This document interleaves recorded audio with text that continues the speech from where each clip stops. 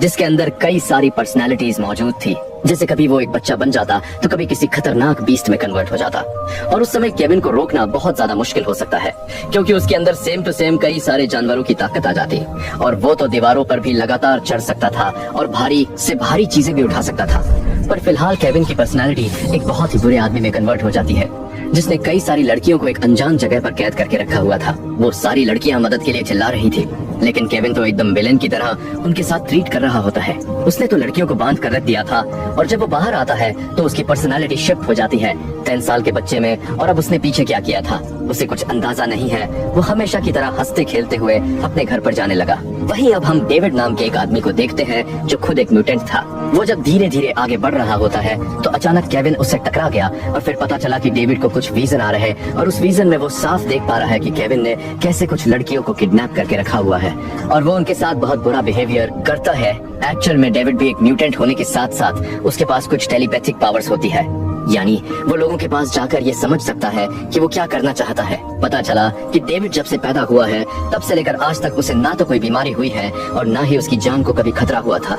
कई सारी रिपोर्ट्स में यह पता चला है कि एक बार डेविड बस में कई साथियों के साथ जा रहा था, पर उस बस का एक्सीडेंट हो गया। सारे लोग मारे गए सिवाय डेविड के। उसे तो एक खरोच तक नहीं आई होती। डेविड हमेशा यही सोचता था कि ये सारी पावर्स जो उसे मिली है ये सब इंसानों के लिए खतरा है, लेकिन जिस तरीके से दुनिया में करप्शन और कई सारे क्राइम्स बढ़ रहे थे तब जाकर डेविड ने डिसाइड किया कि वो अपनी टेलीपैथिक पावर्स का यूज लोगों की अच्छाई के लिए करेगा। यानी एक तरीके से वो बैटमैन बन चुका था जो अपनी सिटी के अंदर होने वाले सारे क्राइम्स को रोकता था। और अब जाकर उसे केविन नाम के उस म्यूटेंट के बारे में पता चला है कि उसने कितनी सारी लड़कियों को छुपा कर रखा है। तुरंत ही डेविड उस कारखाने के अंदर पहुंच गया और सारी लड़कियों का हाथ ओपन कर दिया, यानी वो वहां पर उनका मसीहा बनकर आया था। पर लगता है कि डेविड का सामना उसके बराबरी वाले से अभी तक हुआ नहीं था, क्योंकि वहां पर एंट्री हो जाती है अब केविन की और उस मोमेंट पर वो एक खतरनाक बीस्ट होता है जिससे सेंस हो चुका था कि कोई दूसरा उसके अड्डे पर घुस गया है और उसके शिकार को लेकर जाना चाहता है। डेविड भी थोड़ा सा सतर्क हो जाता है, लेकिन अब केविन इतना खूंखार बन चुका था कि उसने तो हमला ही करना स्टार्ट कर दिया। डेविड ने तो उसे रोकने के लिए एक बड़ा सा टेबल उसकी तरफ फेंका, लेकिन केविन उसे इतनी आसानी से रोक लेता है जैसे उसके लिए ये कुछ है ही नहीं। वो भी उसी टेबल को उठाकर वापस फेंक रहा था। सारी लड़कियां तो इतनी खतरनाक फाइट देखकर वहां से भागने लगी होती है, लेकिन केविन इतनी आसानी से उन्हें जाने नहीं दे सकता था। वो उन्हें भी मारने लगता है। डेविड के साथ साथ कुछ देर तक दोनों में बहुत ज्यादा छीनातानी हो रही थी और उस मोमेंट पर डेविड को अंदाजा हो गया कि केविन के अंदर कितनी सारी ताकतें मौजूद है। इससे पहले वो किसी भी म्यूटेंट से नहीं मिला था जो इतनी ताकतें रखता हो, पर उसे क्या पता कि केविन के अंदर और क्या क्या क्वालिटीज मौजूद है। केविन ने तो बहुत तेजी से डेविड को पकड़ लिया था पीछे की तरफ से और वो उसके कमर के पार्ट को दबाते जा रहा था। डेविड एकदम परेशान हो गया कि वो इस जंगल से कैसे निकले। तब जाकर वो पुश करने लगा और दोनों ही जाकर टकरा जाते हैं ग्लास वाले एरिया से, यानी अब वो बाहर की तरफ गिर गए थे और वापस से खड़े होकर एक दूसरे से फाइट करने जाते हैं। पर तभी पता चला कि वहाँ पर पुलिस ऑफिसर्स की बहुत बड़ी टीम आ चुकी है। उन्होंने काफी फ्लैशलाइट मारे जिससे कि दोनों कुछ देख नहीं पाते और एक फीमेल ऑफिसर तो अनाउंस करके कह रही थी कि भागने का कोई फायदा नहीं है, यहाँ चारों तरफ हमने तुम्हें घेर लिया है और जरा भी चालाकी की गई तो हम तुम्हें बेहोश कर देंगे। डेविड को पता होता है कि वह तो गलत काम नहीं कर रहा था, लेकिन ये सारी चीजें उसने चोरी चुपके विदाउट किसी को बताई की थी, तो एक तरीके से ऑफिसर्स की नजर में ये क्राइम ही है। जल्द से जल्द सारे पुलिस ऑफिसर्स अपने एक्सपेरिमेंटल वाले एरिया में लेकर चले जाते हैं, जहाँ केविन और डेविड वर्क कुछ समय तक एक्सपेरिमेंट किए जाएंगे और ऑब्जर्व किया जाएगा कि आखिर वो सब है क्या। सबसे पहले तो वो फीमेल ऑफिसर डेविड को आकर बताती है कि यहाँ से भागने की कोशिश मत करना, क्योंकि चारों तरफ पानी के पंप लगाए गए थे।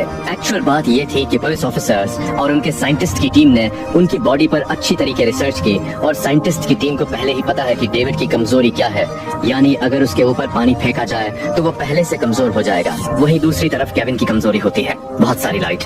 उसके कमरे में तो कई सारी लाइट लगा दी गई थी जिसे चालू करने पर केविन एकदम तड़पने लगता। पर अब शायद उन दोनों के ऊपर अच्छी तरीके से एक्सपेरिमेंट किए जाएंगे कि उनके पास कौन कौन सी पावर मौजूद है। केविन के ऊपर तो जैसे ही वो फ्लैश लाइट मारी जाती है उसकी पर्सनालिटी अपने आप ही चेंज हो जाती है, यानी यही उसकी एक सबसे बड़ी कमजोरी है। अब इन सारी चीजों के बाद हमें उस रिसर्च फैसिलिटी के अंदर मिस्टर ग्लास दिखाए जाते हैं जो उन्हीं की तरह एक म्यूटेंट थे।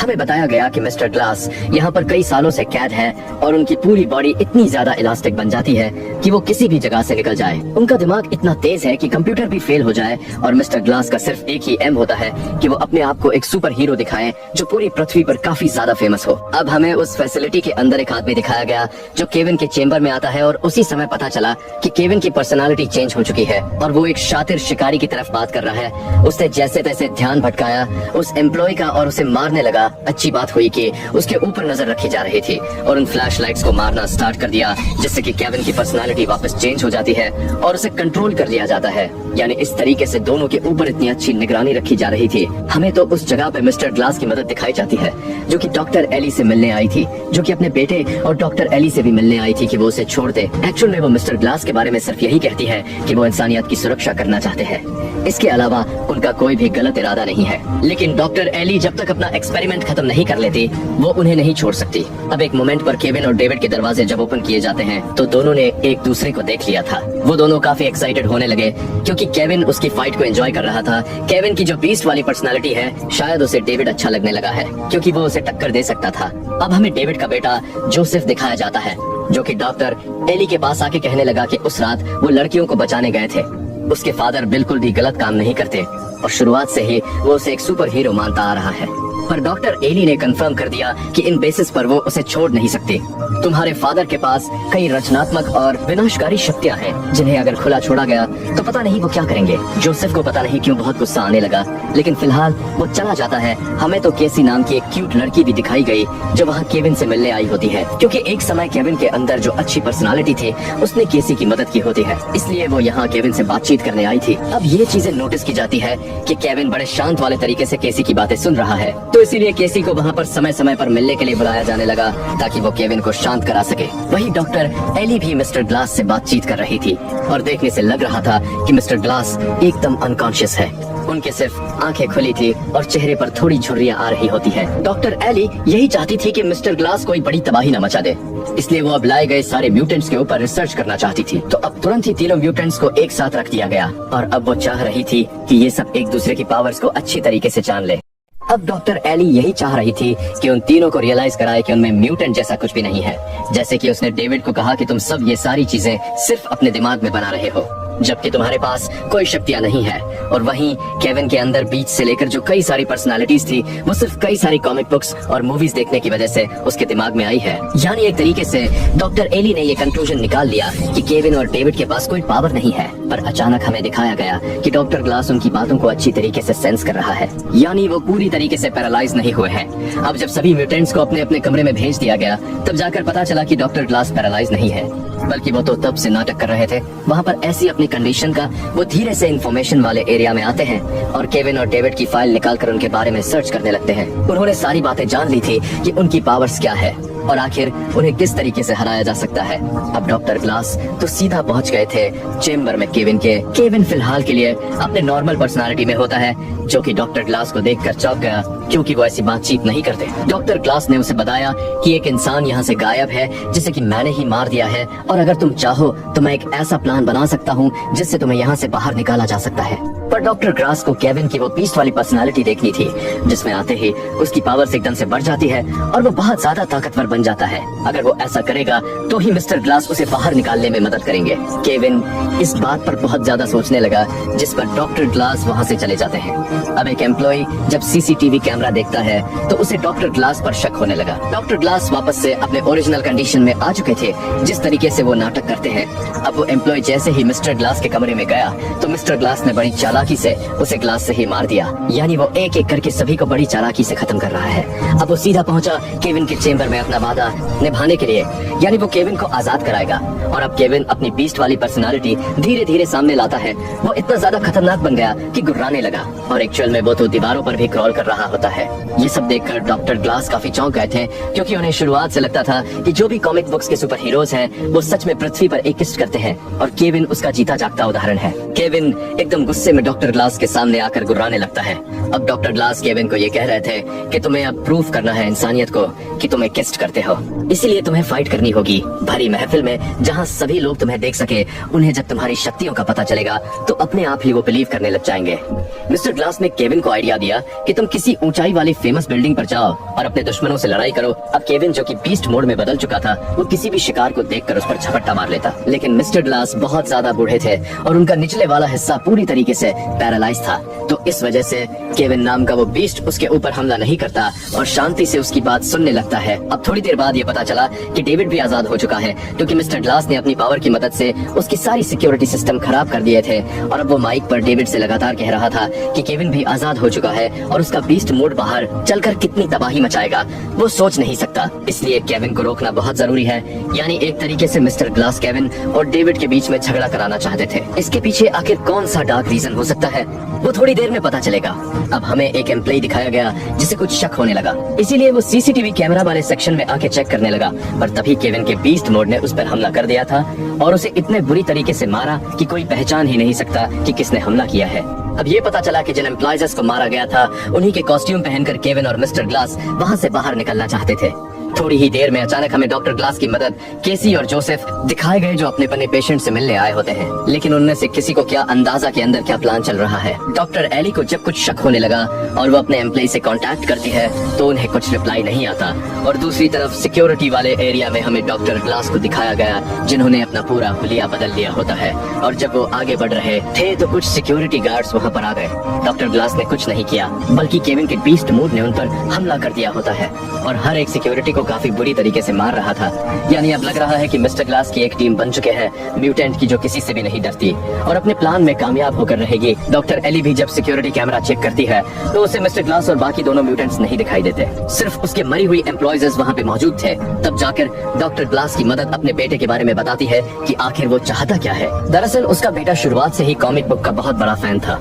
वो अलग अलग सुपर हीरोज की कहानियां पढ़ता, जो कि दुनिया में काफी फेमस हो जाते। तो इसलिए डॉक्टर ग्लास ने जानबूझकर केविन और डेविड के बारे में पता किया, जिनके पास ये रचनात्मक शक्तियां हैं। और अब वो चाहता है कि पूरी दुनिया वाली इन शक्तियों को देखें, जिससे वो उनके ऊपर भरोसा करें और उन्हें अपना रक्षक बना ले। लेकिन देखकर किसी भी तरीके से लगता नहीं कि वो इंसानियत के रक्षक हैं। वहाँ जेल से बाहर निकलने के बाद तो केविन ने एक गाड़ी को ही उठा लिया था जिसमें 2 ऑफिसर मौजूद थे। यानी उसके अंदर इतनी ज्यादा पावर आ चुकी थी। इनफैक्ट केविन की तो पर्सनालिटी अचानक चेंज होती है और वो शिकारी वाली पर्सनालिटी में कन्वर्ट होकर 2 लड़कियों को भी किडनैप कर लेता है। उसे वो वैन के अंदर छुपा कर रख रहा था ताकि उन्हें बाद में मार दे। यानी बीस्ट मोड और शिकारी वाले मोड में उसकी पर्सनालिटी बार बार चेंज हो रही थी। थोड़ी ही देर में वहाँ एंट्री होती है डेविड की। डेविड जो कि इंसानियत का रखवाला था और वो केविन को इस तरीके से लोगों को चोट पहुंचाने नहीं दे सकता, इसलिए अब केविन और डेविड के बीच में वापस लड़ाई चालू हो जाती है। साइड में मिस्टर ग्लास बैठे हुए थे, जिन्होंने ये सारी चीजें एक्सपेक्ट की थी। यानी वो केविन और डेविड की लड़ाई कराना चाहते थे और अब वो अपने प्लान में कामयाब होते हुए दिखाई दे रहे होते हैं। केविन का बीस्ट मूड और डेविड के दिमाग की शक्तियाँ एक दूसरे से टकराती हैं, पर डॉक्टर एली ने तुरंत ही कॉल करके कई पुलिस ऑफिसर्स को वहाँ बुला लिया, जो दोनों को पकड़कर अलग कर रहे होते हैं। केविन तो उन्हें भी मारने की कोशिश करता है, पर डेविड ऑफिसर्स को चोट नहीं पहुँचाने दे सकता था, इसलिए उसने अपनी थोड़ी सी पावर लगाई और कंटेनर के अंदर उन ऑफिसर्स को बंद कर दिया। ये इसलिए ताकि केविन उन्हें चोट ना पहुंचा सके। अब केविन का बीस्ट मोड अपने अंदर लेवल पर जा रहा था, यानी वो अपने शिकार को छोड़ेगा नहीं। तभी अचानक डॉक्टर ग्लास ने केविन को डेविड की कमजोरी के बारे में बता दिया। यानी वो कहते हैं कि डेविड की शक्तियाँ ऑटोमेटिकली कम हो जाएंगी अगर तुम उसके ऊपर पानी डालो तो अब केविन के अंदर मौजूद वो बीस्ट बहुत ज्यादा खुश हो गया, जैसे उसे अपने दुश्मन को हराने का तरीका पता चल गया है। वो जब आगे बढ़ने जाता है तभी जोसेफ वहाँ सामने आ गया। यहाँ पर हमें पता चला है कि जोसेफ ने केविन की लाइफ के बारे में ऑलमोस्ट सारी स्टडी कर ली है और वो हमला करने से पहले केविन को ये कहता है कि कई साल पहले ये सारी पावर्स उसे अपने फादर के मरने के बाद मिली थी। एक्चुअल में केविन के फादर एक साइंटिस्ट हुआ करते थे, जो जब ट्रेन से ट्रैवल कर रहे होते हैं तो उनका एक्सीडेंट हो गया और ये एक्सीडेंट किसी और ने नहीं बल्कि मिस्टर ग्लास ने कराया होता है, क्योंकि वो चाहते थे कि उनके मरने के बाद केविन की ऐसी हालत बन जाए और वो उसकी पावर और ज्यादा बढ़ा सके। ये सच्चाई सुनते ही केविन के पैरों तले जमीन खिसक जाती है। जैसे ही उसे पता चलता है कि उसके पिता की मौत कोई हादसा नहीं थी, बल्कि उसके पीछे मिस्टर ग्लास का हाथ था, उसके अंदर सालों से दबा हुआ दर्द और गुस्सा एक साथ फट पड़ता है। अगले ही पल उसके शरीर पर बीस्ट पर्सनालिटी पूरी तरह हावी होने लगती है। उसकी आंखें खून की तरह लाल हो जाती है, सांसें तेज हो जाती है और उसका पूरा हाव भाव पहले से भी ज्यादा खतरनाक नजर आने लगता है। अब उसके दिमाग में सिर्फ एक ही चीज चल रही थी, बदला। बिना एक पल गवाए वो बिजली की रफ्तार से मिस्टर ग्लास की तरफ झपटता है और पूरी ताकत से जमीन पर पटक देता है। मिस्टर ग्लास दर्द से तड़पने लगते हैं, लेकिन केविन का गुस्सा शांत होने का नाम ही नहीं ले रहा था। वो लगातार उन पर हमला करता रहता है। अगर उस समय कोई बीच में नहीं आता तो शायद मिस्टर ग्लास वही अपनी आखिरी सांस ले चुके होते। लेकिन तभी बिल्कुल सही समय पर डेविड वहाँ पहुँच जाता है। वो समझ चुका था कि अगर अभी केविन को नहीं रोका गया तो वह किसी की भी जान ले सकता है, इसलिए बिना कुछ सोचे वो सीधे बीस्ट से भिड़ जाता है। अगले ही पल दोनों के बीच एक जबरदस्त सुपर ह्यूमन फाइट शुरू हो जाती है। दोनों एक दूसरे पर इतनी ताकत से हमला कर रहे थे कि आसपास की हर चीज टूटने और बिखरने लगती है। ऐसा लग रहा था मानो दो इंसान नहीं बल्कि दो विनाशकारी ताकतें आमने सामने आ गई हो। फाइट के दौरान केविन को अचानक मिस्टर ग्लास की बताई हुई बात याद आती है कि डेविड की सबसे बड़ी कमजोरी पानी है। बस फिर क्या था, वो तुरंत अपना पूरा प्लान बदल देता है। वो डेविड को अपनी जबरदस्त ताकत से पकड़ लेता है, उसे हवा में उठा लेता है और पूरी ताकत से पानी से भरे एक बड़े टैंक के अंदर फेंक देता है। जैसे ही डेविड पानी में गिरता है उसकी सारी शक्तियाँ धीरे धीरे कमजोर होने लगती है। वो जितनी कोशिश बाहर निकलने की करता उतना ही ज्यादा कमजोर होता जाता। कुछ ही सेकंड में उसकी सांसें फूलने लगती है और ऐसा लगने लगता है कि अगर किसी ने जल्दी उसकी मदद नहीं की तो वो उसी टैंक में दम तोड़ देगा। लेकिन डेविड हार मानने वालों में से नहीं था। अपनी बची हुई सारी ताकत को एक जगह इकट्ठा करके वो आखिरी बार पूरी शक्ति से टैंक की दीवार पर जोरदार वार करता है। जोरदार धमाके के साथ टैंक टूट जाता है और चारों तरफ पानी फैल जाता है। डेविड किसी तरह बाहर निकल तो आता है, लेकिन अब वो पहले जैसा ताकतवर नहीं रह गया था। उसकी हालत काफी खराब हो चुकी थी और वो मुश्किल से अपने पैरों पर खड़ा था। उधर दूसरी तरफ केविन का बीस्ट अब पूरी तरह बेकाबू हो चुका था। उसकी आंखों में सिर्फ शिकार की भूख दिखाई दे रही थी।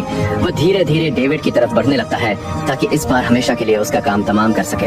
ऐसा लग रहा था कि अब डेविड के बचने का कोई रास्ता नहीं है। लेकिन तभी अचानक वहाँ केसी पहुँच जाती है। जैसे ही केविन की नजर केसी पर पड़ती है उसके कदम वहीं रुक जाते हैं। कुछ पल पहले जो बीस्ट सिर्फ खून बहाना चाहता था उसके चेहरे पर पहली बार हल्का सा बदलाव दिखाई देता है। माहौल पूरी तरह बदल चुका था क्योंकि केसी ही एक ऐसी इंसान थी जो अब भी केविन के अंदर छिपे असली इंसान तक पहुंच सकती थी। केसी को देखकर केविन थोड़ा सा शांत हुआ, लेकिन उसका बीस्ट मोड जा नहीं रहा था। केसी ने भी केविन के बारे में कई सारी बातें पता की है और अब वो केविन का उसका असली नाम बताती है। जो एक नॉर्मल पर्सनालिटी हुआ करता था वो बार बार केविन को गले लगाकर यही कहती है कि तुम बीस्ट को अंदर लेकर जाओ, उसे बिल्कुल भी अपने ऊपर हावी मत होने दो। केविन बहुत कोशिश करता है लेकिन बीस्ट मानो अंदर जा ही नहीं रहा था। कई देर तक केसी उसे प्यार करती रही और तब जाकर केविन अपने नॉर्मल फॉर्म में आ जाता है, यानी यही उसकी एक्चुअल पर्सनालिटी थी। अब लग रहा था कि सब कुछ ठीक हो जाएगा, लेकिन तभी पुलिस ऑफिसर ने गोली चलाई जो सीधा केविन के बॉडी में आके लग जाती है। अगर इस जगह पर केविन का बीस्ट मोड होता तो उसे इसके कुछ फर्क नहीं पड़ता क्योंकि बीस्ट बढ़ने पर केविन की ऊपरी परत एकदम सख्त हो जाती है। लेकिन उस समय केविन अपने बीस्ट फॉर्म में नहीं बल्कि पूरी तरह अपनी असली और नॉर्मल पर्सनालिटी में लौट चुका था। इसलिए उसके शरीर के पास अब वो सुपर ह्यूमन ताकत या मजबूत स्किन नहीं बची थी जो गोलियों तक को रोक सकती थी। गोली सीधे उसके सीने को चीरते हुए अंदर तक चली जाती है। केविन दर्द से जमीन पर गिर पड़ता है और केसी उसे बचाने की पूरी कोशिश करती है, लेकिन अब बहुत देर हो चुकी थी। कुछ ही पलों में केविन अपनी आखिरी सांस ले लेता है। जिस इंसान ने पूरी जिंदगी अपने अंदर की अलग अलग पर्सनालिटी से लड़ते हुए बिताई थी, आखिरकार उसका सफर हमेशा के लिए खत्म हो जाता है। ये पल जितना दुखद था उतना ही दिल तोड़ देने वाला भी, क्योंकि जब वो पहली बार पूरी तरह अपने असली रूप में वापस लौटा उसी वक्त उसकी जिंदगी उससे छीन ली गई। लेकिन ये सब यहीं खत्म नहीं होता। दूसरी तरफ डॉक्टर एली पहले से ही अपना अगला कदम तय कर चुकी थी। उसके एक इशारे पर कई पुलिस ऑफिसर्स मिलकर डेविड को पकड़ लेते हैं। उन्हें अच्छी तरह पता था कि डेविड की सबसे बड़ी कमजोरी पानी है, इसलिए वे उसे जबरदस्ती पानी में डुबोए रखते हैं। डेविड पूरी ताकत से बाहर निकलने की कोशिश करता है, लेकिन लगातार कमजोर होती उसकी शक्तियां अब उसका साथ नहीं दे रही थी। धीरे धीरे उसकी सांसें रुकने लगती है और आखिरकार इंसानियत का सबसे बड़ा रक्षक भी वही दम तोड़ देता है। इस तरह कुछ ही मिनटों के अंदर दुनिया के दो सबसे ताकतवर सुपर ह्यूमन हमेशा के लिए खत्म कर दिए जाते हैं। ये सब अपनी आंखों के सामने देखकर मिस्टर ग्लास पूरी तरह टूट जाते हैं। उनका सपना कभी इन लोगों को मरते हुए देखने का नहीं था। वो तो हमेशा ये साबित करना चाहते थे कि इस दुनिया में सुपर ह्यूमन सचमुच मौजूद है और उनके जैसे कई लोग इस दुनिया में छिपे हुए हैं। उनका मानना था कि अगर एक सुपर हीरो है तो उसके बराबर का एक सुपर विलेन भी जरूर होगा, लेकिन आज उनके सामने ही उनकी पूरी योजना बिखरती हुई नजर आ रही थी। हालांकि मरने से पहले भी मिस्टर ग्लास के चेहरे पर एक अजीब सी मुस्कान थी। अपनी आखिरी सांसों में वो सिर्फ इतना कहते हैं, ये अंत नहीं, सिर्फ शुरुआत है। आने वाला समय इंसानों की सोच पूरी तरह बदलने वाला है। उस वक्त किसी को समझ नहीं आता कि आखिर वो ऐसा क्यों कह रहे हैं। सभी को लगता है कि शायद मरने से पहले भी वह कोई पहेली छोड़कर जा रहे हैं। उधर दूसरी तरफ डॉक्टर एली तुरंत अपनी सीक्रेट ऑर्गेनाइजेशन के सभी सदस्यों को इकट्ठा करती है और उन्हें बताती है कि मिशन पूरी तरह सफल हो चुका है। अब तीनों super human mister glass, David और केविन मर चुके हैं, लेकिन असली काम अभी बाकी है। वो साफ आदेश देती है कि इस पूरी घटना की सच्चाई किसी भी कीमत पर दुनिया के सामने नहीं आनी चाहिए। मीडिया और आम लोगों को सिर्फ यही बताया जाएगा कि इन तीनों की मौत उनकी मानसिक बीमारी, हेवी मेडिकेशन और मेडिकल कॉम्प्लिकेशंस की वजह से हुई है, न कि किसी सुपर पावर या म्यूटेंट ताकत की वजह से। दरअसल डॉक्टर एली और उसकी ऑर्गेनाइजेशन का मकसद शुरू से ही यही था कि दुनिया कभी ये सच न जान पाए कि सुपर ह्यूमन वास्तव में मौजूद है। अगर लोगों को इन शक्तियों के बारे में पता चल जाता तो पूरी दुनिया में अफरा तफरी मच जाती और इंसानों की सोच हमेशा के लिए बदल जाती। इसलिए वे हर उस सबूत को मिटा देना चाहते थे जिससे ये साबित हो सके कि डेविड, केविन और मिस्टर ग्लास के पास सचमुच इंसानी समझ से कहीं ज्यादा ताकतें थी। उनके लिए सच को छिपाना ही पूरी दुनिया की सुरक्षा का सबसे बड़ा तरीका था। इसके बाद डॉक्टर एली और उसकी पूरी ऑर्गेनाइजेशन अस्पताल के सभी सीसीटीवी कैमरे चेक करती है। उन्हें पता चलता है कि पूरी फुटेज डिलीट हो चुकी है। ये देखकर सभी राहत की सांस लेते हैं क्योंकि अब उन्हें पूरा भरोसा था कि सुपर ह्यूमन की सच्चाई कभी दुनिया के सामने नहीं आएगी। लेकिन असली ट्विस्ट तो अब सामने आता है। अचानक पता चलता है कि वही सारी सीसीटीवी फुटेज पहले ही इंटरनेट पर अपलोड की जा चुकी है। वीडियो में साफ दिखाई दे रहा था कि डेविड, केविन और मिस्टर ग्लास कोई आम इंसान नहीं थे, बल्कि उनके पास सचमुच इंसानों से कहीं ज्यादा ताकत थी। पूरी दुनिया अपनी आंखों से उनकी सुपर पावर्स और जबरदस्त लड़ाई देख लेती है। तभी समझ आता है कि ये सब शुरुआत से ही मिस्टर ग्लास का मास्टर प्लान था। उन्हें पहले से अंदाजा था कि उन्हें और बाकी दोनों को मार दिया जाएगा, इसलिए उन्होंने पहले ही अपना बैकअप प्लान तैयार कर रखा था ताकि अगर वो मर भी जाएं, तो भी पूरी दुनिया को सुपर ह्यूमन के अस्तित्व का सच जरूर पता चल जाए। कुछ ही समय में ये खबर पूरी दुनिया में आग की तरह फैल जाती है। लोग पहली बार यकीन करने लगते हैं कि सुपर ह्यूमन सच में मौजूद है। दूसरी तरफ डॉक्टर एली की सीक्रेट ऑर्गेनाइजेशन का राज भी दुनिया के सामने आ जाता है, जिसके बाद उसे हमेशा के लिए बंद कर दिया जाता है। डॉक्टर एली खुद भी समझ नहीं पाती कि जिन लोगों को वो पूरी दुनिया के लिए खतरा मानती थी, आखिर वही लोग अब दुनिया की नजरों में हीरो और उम्मीद की नई किरण कैसे बन गए। आखिर में हमें केसी और जोसेफ दिखाई देते हैं। जब वे इंटरनेट पर वायरल हुई सारी फुटेज देखते हैं तो उन्हें सुकून मिलता है कि डेविड, केविन और मिस्टर ग्लास की मौत बेकार नहीं गई,